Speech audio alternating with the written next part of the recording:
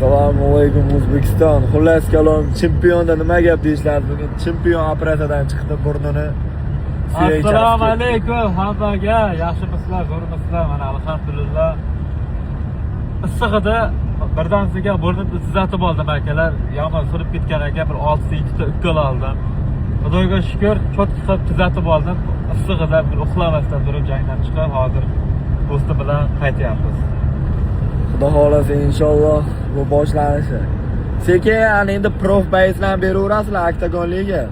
Media qilmasdan. Media qilmasdan. Xudo xolasa inshaalloh endi jang sanasini belgilaysizlar. Biz sirasi zaldan chiqib boramiz inshaalloh, Xudo xolasa.